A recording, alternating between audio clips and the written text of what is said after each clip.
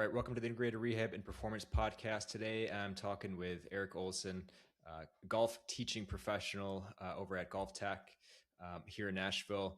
He's going to give us a little background on how he got to where he is today as a pretty accomplished golfer here in Nashville, and then what he's up to over at Golftec when it comes to giving lessons, his philosophy on that, some of his background in discomfort, pain, and even some performance treatment and some stuff that we've done together, as well as club fittings. And we'll get the background on that. So, Eric, thanks for joining me. Give us a little bit of background. How did you get into golf? How did you become really good at it?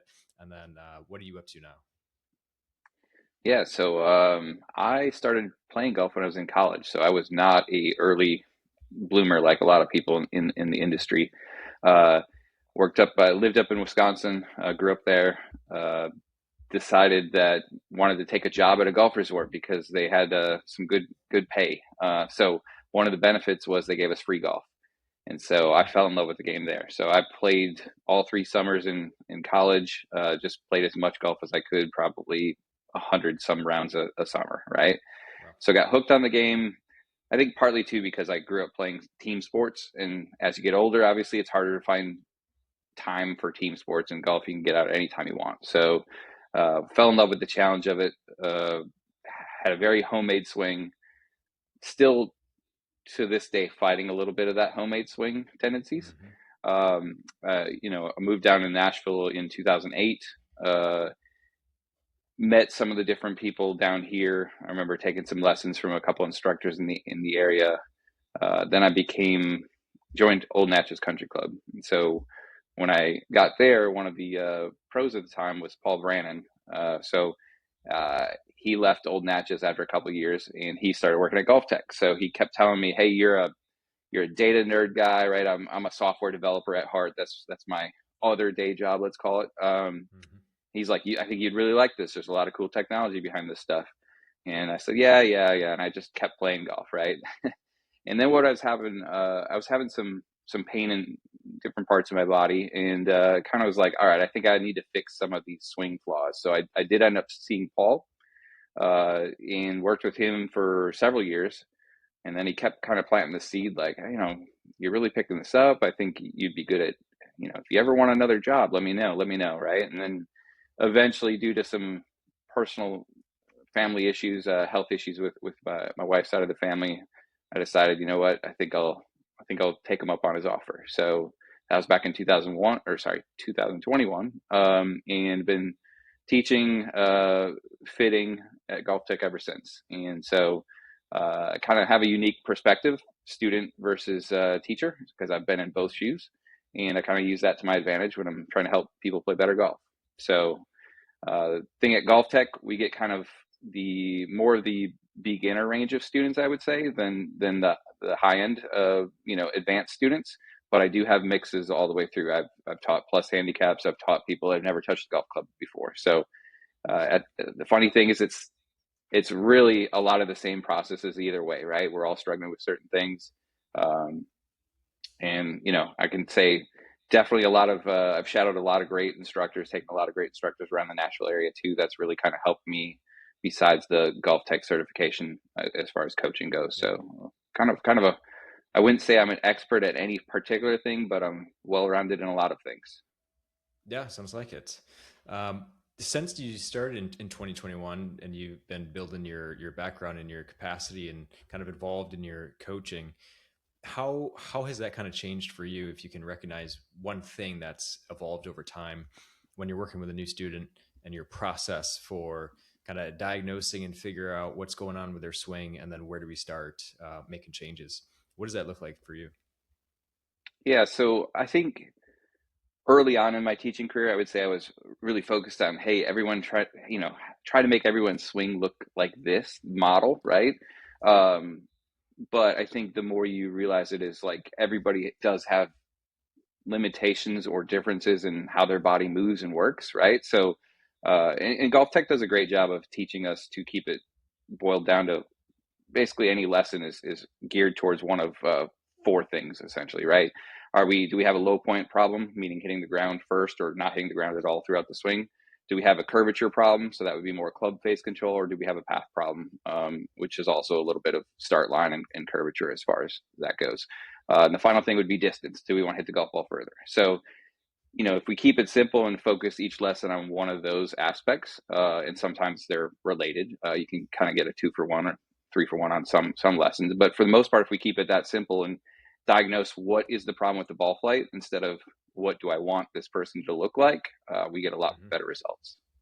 Yeah, fair enough. I like the sound of that. I think that's where folks are going now, especially with the help of TPI and understanding some folks coming in with different physical restrictions, and not everyone's going to look like Rory or Tiger, and everyone shouldn't look like these guys. You just kind of got to work with what you got in front of you, and just appreciating less of how can we make it look like this person and more of what bucket are we working in today. Swing path problem, cool. What are some things that we can do that just makes it look better? The only thing that matters is the outcome, right? Essentially. And then in the severe cases where it's really chronic and a huge problem, that's when I step in and I can start to make some of those changes to help you guys out a little bit. But definitely, overall, with folks coming in, you see plenty of guys and gals. What are Nashville golfers struggling with? Is it the slice like it's always been, or is it a nice combination of things? Is it shifted? Is everyone hooking the ball now? What are you seeing? Well, most beginner golfers do struggle with, what we call an out to in swing path, or commonly referred to as over the top, right? And so that kind of creates a lot of issues as far as low point control, maybe getting too steep on your angle of attack, hitting fat shots, thin shots. And then a lot of times then people are like, well, I don't like pulling the ball with that club pass. And then they start leaving the club face open. And that's where you get that traditional slice that everyone, I won't say everyone, but let's call it 85% of people start off with throughout their journey. Yeah. Gotcha. Why do you think that is? Why did the first yeah. thing you mentioned? So why is it the swing path? Why does the club go so far out? Why do you think that is? Because I think when people pick up a golf club, naturally they think I have to do something with my upper body to swing the golf club. So it becomes very arms based, shoulders based. And so you're going to have a lot of people, their first move from the top is try to hit it with the arms, and then their path gets kicked very out to in, right? So, and there's a lot of times in a lesson, I'll actually take the golf club away from them, right? So I'll do some things where, unfortunately, we don't have med balls to throw into the screen, but we have little like foam balls, kick balls that I kind of use as a guide. And I'll just say, let's imagine this is very heavy, right? If it's very heavy, I'm going to have to use my whole body, legs included, to kind of throw this object into the screen. And the cool thing at Golftec is we have, every swing we do is video recorded. So I can quickly show them side by side what their swing looks like compared to a tour pro. And when I get them throwing a medicine ball, for example, it's crazy how much their leg movement works like Rory McIlroy or Dustin Johnson, or the great elite golf strikers out there. Yeah, at some point, it just comes down to how does one efficiently create force and power. And if you take away the task of trying to hit a golf ball and you just say do it with a few constraints, even amateurs can start to look more like the professionals when it comes to some of these bigger gross motor patterns, right? Maybe the specifics are going to be looking a whole lot different and different things like that. But when it comes to generating force and sequencing and different things like that, we can all kind of do it. We just have to appreciate, hey, we have to use the ground a little bit. And it's not just a thing in your hand that you're trying to swing as fast as you can. What I noticed, and I did an article on this, when I was helping BCC for their club championship, we have different flighted, rounds. And so the folks that were actually competing for the club championship, the scratch and the plus golfers were there earlier. They went off first. And so I got to see a bunch of guys that were scratch or plus golfers practicing. And then over the day, I got to see the later flights go. And one of the things that you really notice with the later flights is how those hands like to shoot out in front of them. Like he had mentioned, they try to use their upper body so much to create the swing. And so that's the same thing that you're seeing with amateurs when they put clubs in their hand and what they want to do. Now, sometimes that's like a motor control pattern, which you get to right to work on. You take the club right out of their hand and teach them how to use the floor. Sometimes, especially with some older folks, there's a big reason why that's much more comfortable for them. And so we get to work on the lower half and the T-spine and the shoulder, and make sure you can actually get in these positions without having other negative effects like pain. So interesting that you've noticed. It's just when they try to drive or create power, they tend to bias the upper half, and that's what you're Yeah, noticing. usually men more than women specifically, right? It seems a lot more, people with a background growing up playing baseball or whatever I call it, stickball sports you play up or play growing up. It tends to be, more upper body based for a lot of those players, and so they think less moving parts in the body, more with the arms, and suddenly it becomes actually a reverse effect, right? When the best players in the world use their big muscles, their body, and less of their arms, let's call it. Yeah, fair enough. Now, do you ever get to a point when you're working with someone where you start to think maybe addressing the equipment can be part of the answer as well? Oh, definitely. Yeah, I think that's a very underutilized aspect in golf in general, right? I can't tell you how many times I, go through every student we come into, we do what we call a swing evaluation. So we take you through a process, compare you to tour pros, talk about what your struggles are, show you on video, like, this is what you're doing wrong, this is what they're doing right, the tour pros, and kind of go through that. And that's the technique part. But then during our recommendation, we always recommend club fittings. Okay, so actually with Golftec, club fittings are part of the process, so they're free for students. So that's how much Golftec believes in it. I do too. So I have people that tell me all the time, I'm not good enough to get fit yet, and I'm going to say, I don't care if you're a beginner. I can literally fit you into a certain club that's going to feel the best for you, and you will perform better. Now, as you get better and your swing evolves, you might need to get refit. Obviously, you might be swinging faster or doing something a little better, but fitting is by far the most, let's call it, overlooked piece of the pie. I see. What do you think is the number one data point that you look for when you're fitting a club? Surely you're pulling a lot of things together, but what's the most important thing that will change what club you're holding? Is it the speed that you're swinging? Is it trying to square up the club face? So if the path just is consistently off a little bit and you're trying to square it up, is it the way they release the club that I think they're kind of starting to look into a little bit more in terms of what kind of shaft you want to put in there? What's the most important thing? That's a great question. So I'm going to say this because this is me putting my data nerd hat on for a second, right? I think someday we're going to have the technology where we're going to be able to, like, whether it's a sensor or video, we're going to be able to look at someone's swing and say, these are the most likely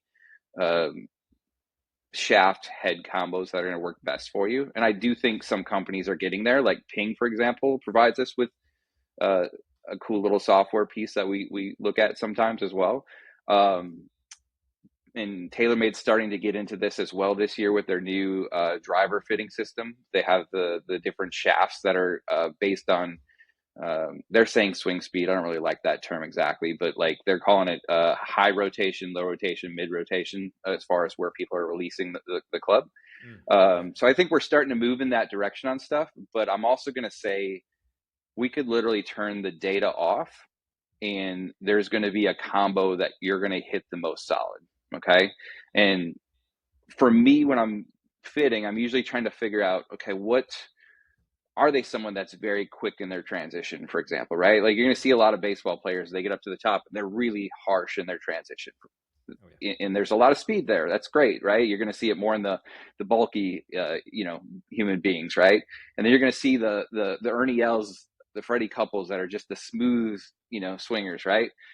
What I tend to notice, and not everyone's a little different. That's why you always say, don't just go off what someone says on Golf Digest or the latest review or whatever, right? Like you have to try this stuff.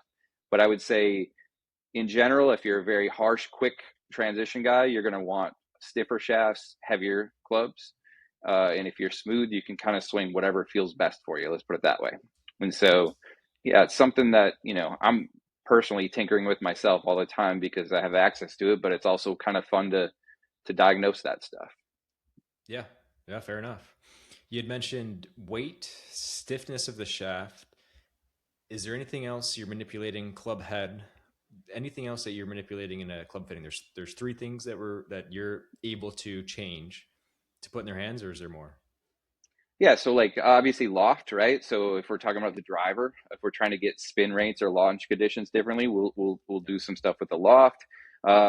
There's weight combos that you can kind of do too. Like you can move the weights around in certain clubs. You can add weights or subtract weights in certain clubs.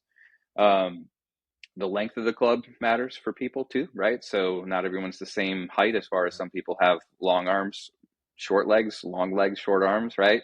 So that all kind of matters. And I think there's just a lot of misunderstanding when it comes to club fitting out there, right? Everyone's like, I have a guy that comes in and he's, 6'4" and he's got crazy long arms. And he's like, well, I need, an inch, 2 inches over standard because I'm tall. I've been told that by people. And I'm like, yeah, but your wrist to floor measurement doesn't dictate that, right? Your arms are literally as close to the ground as me, and I'm 6 foot, right? So why would you need longer shafts? That would just make the game harder for you, right? Yeah. So and the other thing that I'm just not a fan of is, it's this time of year, all the new drivers and all the new equipment's coming out, and everyone's reading the My Golf Spy article that says this is the best, blah blah blah blah blah. Well, yeah, for that person testing it, it was. Is it the best for you? I don't know. That's so early on. It was eye opening for me. Like when I started fitting, I used to think, well, this company or this shaft or this will work best for somebody. And now it's like, no, we literally have to test and kind of let the data dictate which one. And I always tell everyone, when we go through the fitting process, there's going to be one of these or possibly multiple of these club combos that are, you're going to be like, oh, that's it. But when it's like, when like you're going to hit it and you're like, yeah, that's the one right there. And can't really explain why sometimes, but it is. Yeah. Now, will you even play around in a club fitting with messing around with what's actually in the bag? As in, will you get that 9 wood or that set? Will you start to recommend, the 7 hybrid or whatever? And I know you're starting to play around with that on your own, but we will even recommend like, hey, maybe we get rid of the 4-iron and replace it with this. Sure. That's definitely a trend. Like I noticed it.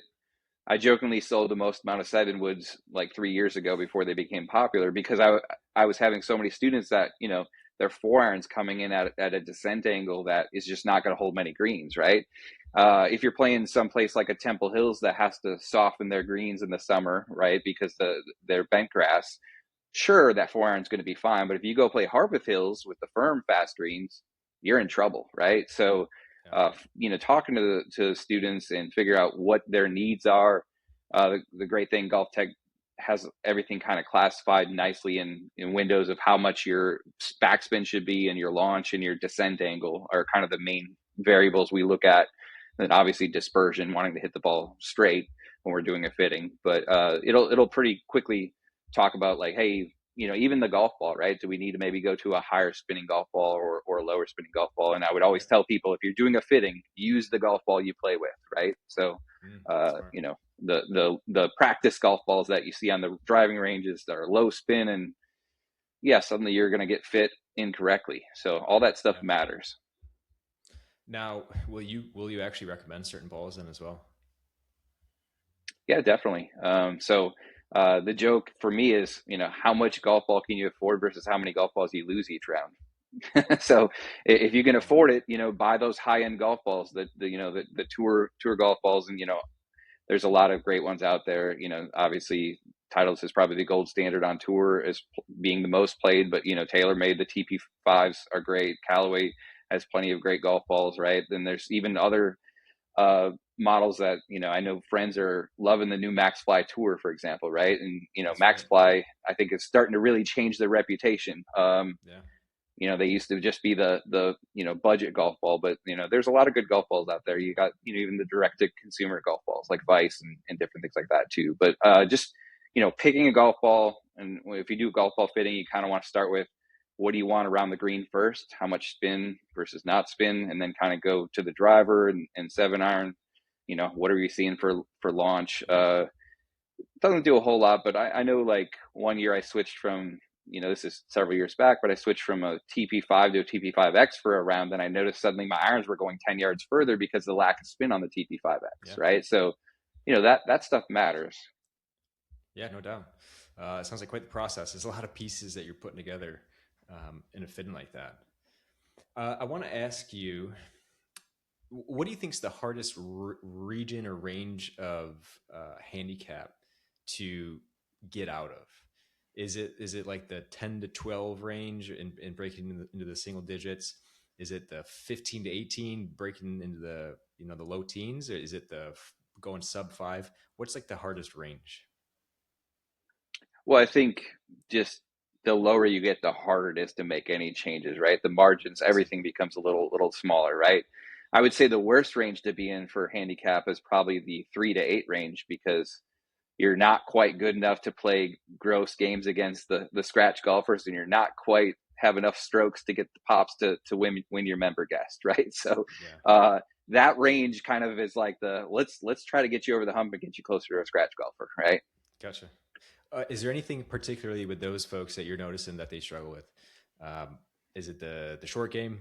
Is that when putting really comes to become really important? Is the tee box? Is there anything that you've noticed? Well, I mean, I would say in general, course management is a big thing there, right? I think you're going to see a lot of times, and this is the other thing with students, right? I say it during each swing evaluation. I could spend time with you working on thinking your way around the golf course and strategy, and I could improve your score, and I could spend time on your technique, and you might not get better because you're still making bad decisions on the golf course, right? But I Mm. know from a personal perspective, like, this is years ago now, but I was kind of hovering around the 2 handicap range, and I kind of had that goal. I wanted to be a scratch golfer, right? And I literally downloaded the Decade app, which is made by Scott Fawcett. It's, at the time was the most popular. There's plenty of apps out there now, and course strategy systems, but that one just changed my outlook on things. And it kind of, he came from a poker. Well, he was a mini golf or mini tour player, but he also was a poker player, and so he kind of did the math and the Yeah, statistics behind it, making the best decisions possible. And I did that one summer, and I went from a 2 to a 0 just by not making any physical changes, just thinking better. I see. Well, when it does come to physical changes, you talk about amateurs and kind of high handicaps.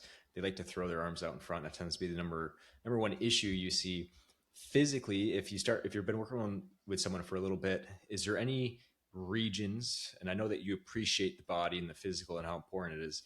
Is there anything in particular that you've noticed over the last 5 years in terms of either spots where folks are coming in with pain and discomfort for lessons, or regions of restriction that make your job a little bit more difficult? Is there any themes that keep appearing in front of you?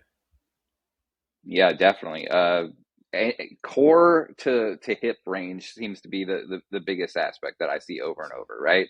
I think there is some, uh, you know, some arm issues, shoulder, let's call it arm, elbow, shoulder issues, but for the most part, one of the big things is just it's shocking how many times when we're trying to, let's say, work on the downswing, right? The transition, the immediate, and being able to separate your shoulders from your hips. It is almost comical at times. I'll have a person put a club over their shoulders, and I say, keep that club steady, and I want you to move your hips, right?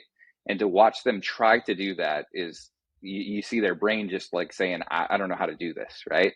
Yeah. And every single person on tour has a disassociation between shoulders and hips, right? Their shoulders are definitely staying closed longer than their hips are in their golf swing, in the downswing at least, right?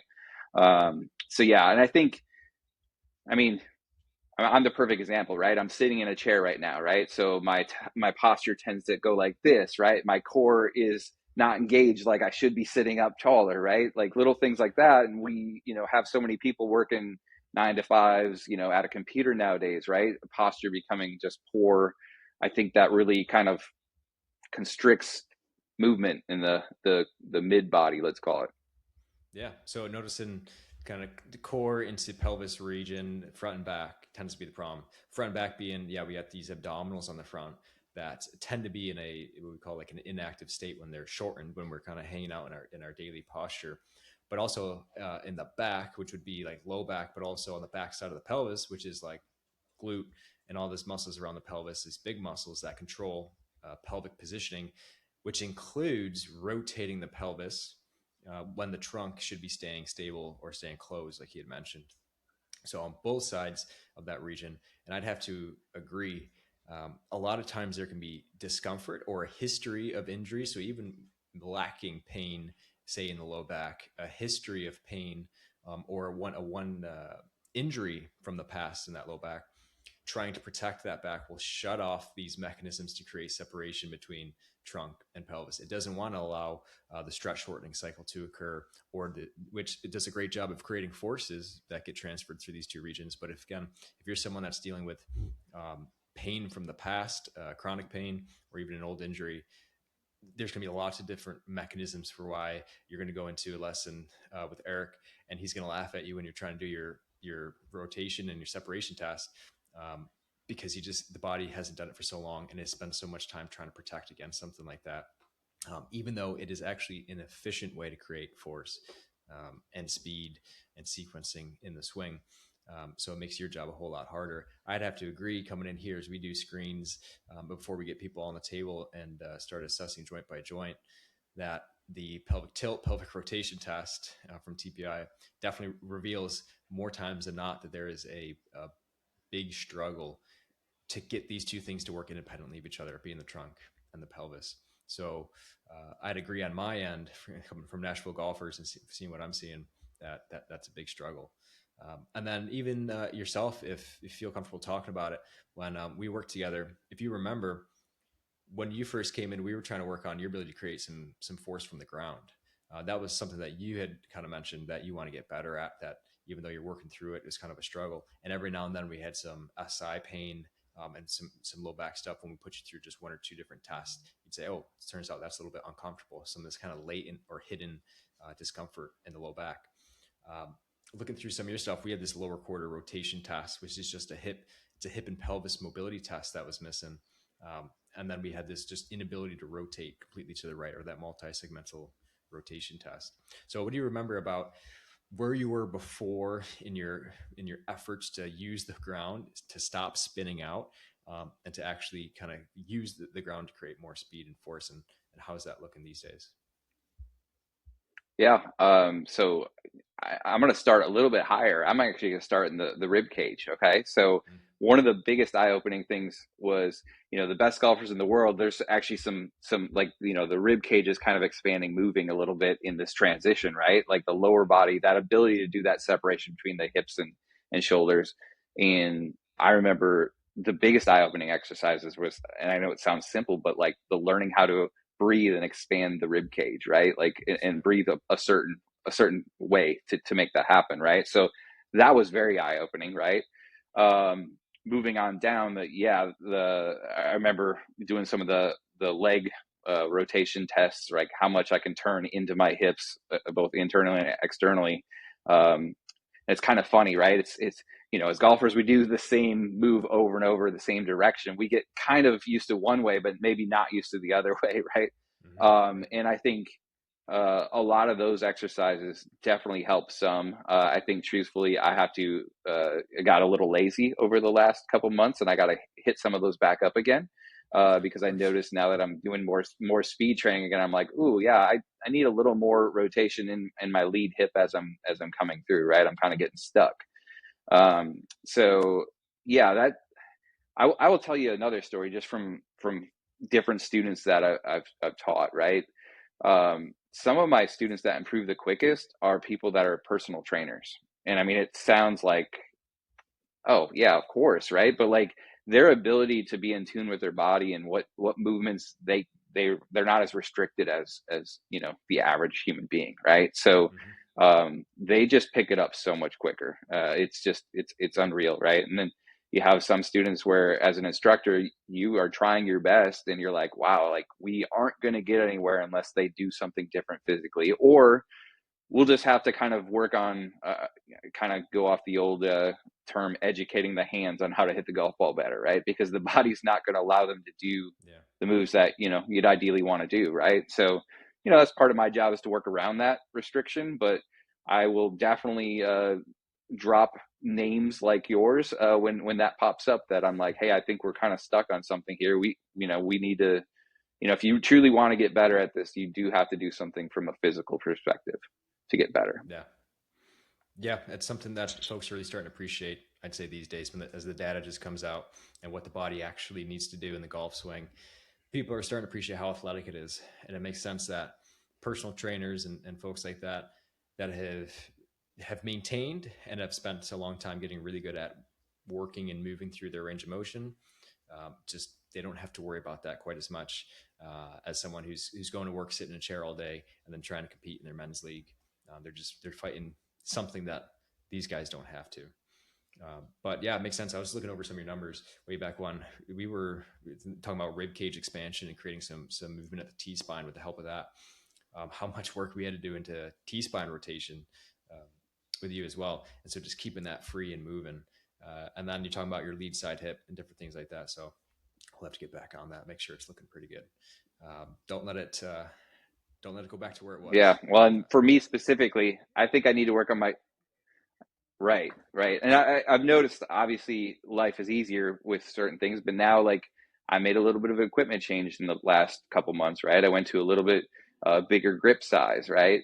That added some weight to the club. Now I'm, now the spring is rolling around and I'm hitting way more golf balls. I'm getting a little bit of tendonitis in my lead elbow, right? So doing, some of the little drills, I'm like, oh yeah, I need to work on my external rotation right here so I can safely slow down in my follow through, things like that, right? So, it's a little bit of a game of whack-a-mole, right? We always got to pay attention to different parts that are popping up, and that's something that, after this here, I'm going to schedule another session with you to kind of focus on, that and shoulders. And for me, a lot of back strength, I think is really important, right? So upper back. All that to kind of just help take the load off my elbow a little bit more. Yeah. Smart. I like where your head's at. I think you're on the right track there. Cool. Before I set you free, I want to know a little bit more about where you're playing here in Nashville. What's your favorite course, and what's the hardest hole? Okay, so I play most of my golf at the Munis in town, right? So we do some of our teaching out there too. But I would say the course I play the most often would be Harpeth Hills.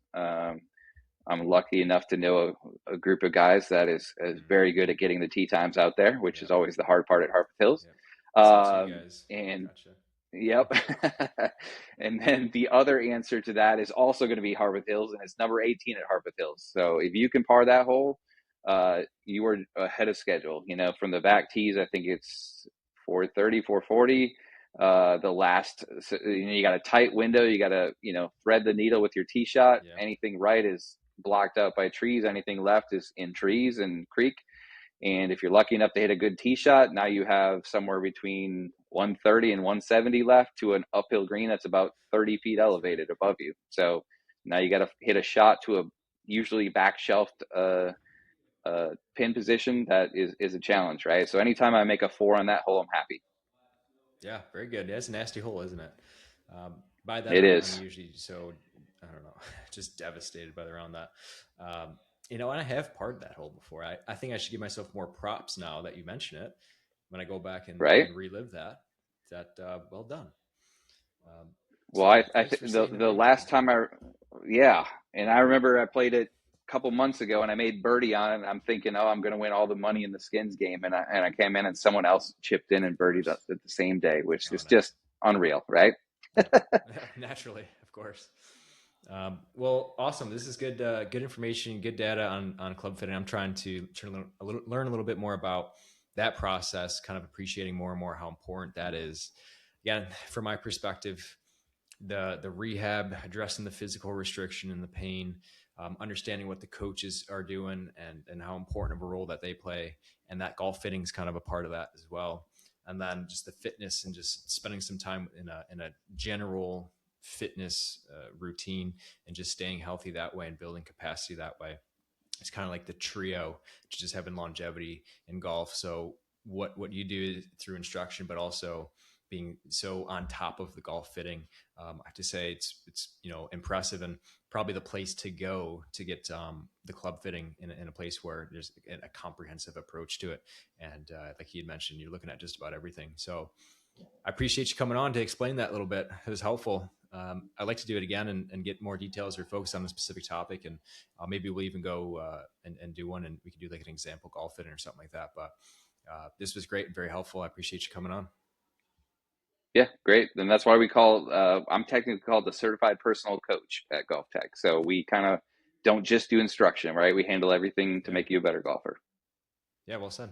Well, thanks again, Eric. Appreciate it. All right. Thanks, Nick.